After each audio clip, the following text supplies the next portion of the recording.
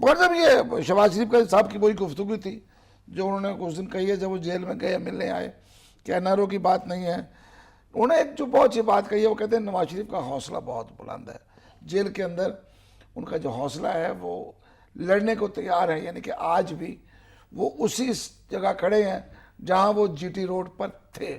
یہی مقصد ہے ان کا. پہلی بات تو یہ ہے کہ یہ کوئی این آر او نہیں ہو رہا، کوئی این آر او نہیں ملے گا، یہ نہ کبھی آج تک کسی پاکستان مسلم لیگ نون کے بندے نے کہا ہے، نہ کسی لیڈر نے کہا ہے. یہ در فنتنیاں چند اینکرز نے اپنے ٹی وی ٹاک شوز میں پھینکی تھی. اور جی نے ہم نہیں ہونے دیں گے جی. بھائی آپ کون ہیں بھائی؟ Who are you by the way? تو یہ وہاں سے اصطلاح چلی تھی این آر او کی. دیکھیے عدالتوں سے سزا ہو چکی ہے. لیکن شہباز صاحب کو کہنا پڑ گیا نا. وہ اس لیے کہنا پڑ گیا کہ بکواس بہت ہو رہی تھی نا.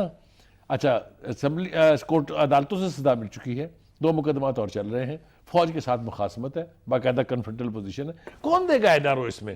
امریکہ کے ساتھ جو تعلقات ہے پاکستان کے وہ آپ کے سامنے ہیں. سعودی عربیہ کے دل میں کوئی ہمدردی نہیں ہے نواز نہیں سر، $4 ارب وہ دے رہے ہیں عمران. وہ پاکستان حکومت کے لیے ہے نا، وہ نواز شریف کے لیے تھوڑی ہے ہمدردی. پہلے بھی تو تھی. اب اگر آپ یہ کہیں گے جب چلے گئے تھے تب دیکھیں نا، وہ تو اس وقت تک تو وہ برسر اقتدار تھے، ان کے پاس پرویز مشرف برسر اقتدار تھے. اوکے، لیکن یہ کہ انہیں پتا تھا پارٹی انٹیکٹ ہے.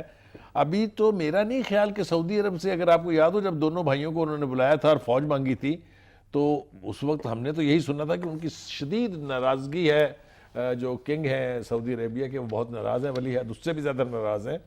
تو اب وہ میرا نہیں خیال کہ وہ ڈالر دے کے نواز شریف کو چھڑانے کے لیے آئیں گے. میری یہ ذاتی سوچ ہے. اگر یہ ہو رہا ہے تو پھر یہ این آر او والی ساری باتیں وہی چیز ہے نا پھر تو.